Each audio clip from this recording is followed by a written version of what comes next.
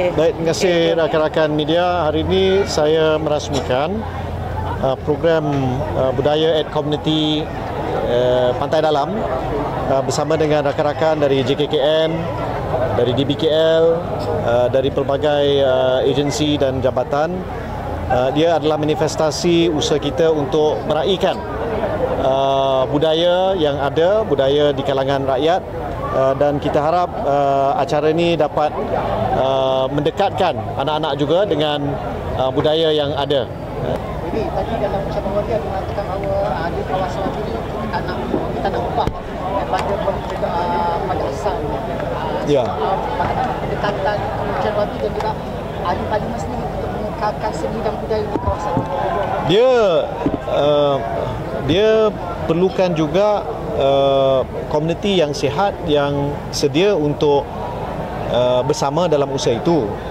Tak bermakna kalau ahli parlimen, tokoh-tokoh tertentu yang mengusahakan, tapi di peringkat akar umbi itu tidak ada kekuatan untuk memastikan identiti itu kekal.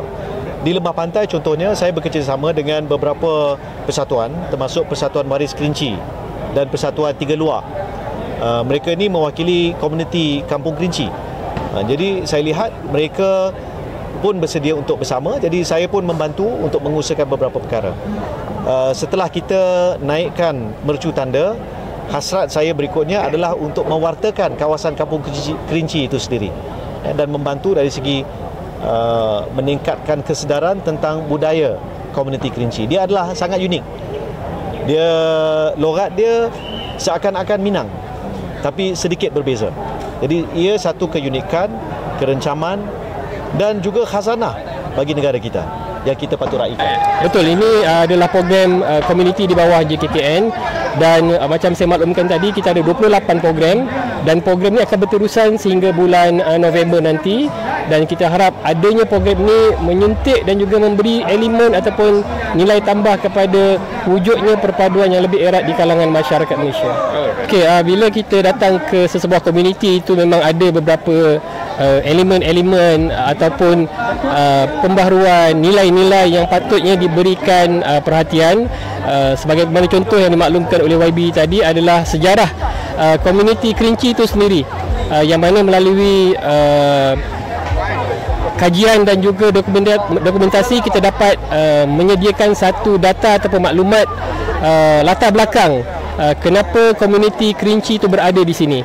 Jadi usaha itu akan kita teruskan bersama dengan pelbagai pihak, mungkin dengan pihak IPTA dan juga komuniti itu sendiri, bagi mendapatkan maklumat-maklumat yang tepat dan juga memberi input yang terbaik lah bagi kajian yang akan dijalankan.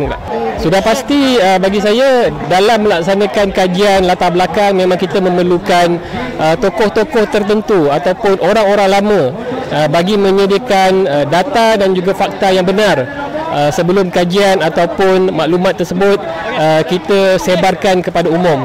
Jadi sudah pasti tokoh-tokoh yang berada di Kampung Kerinci ini sendiri akan menjadi rujukan kepada jabatan ataupun pihak-pihak yang akan diberi tanggungjawab bagi menyediakan kajian ataupun dokumentasi nanti.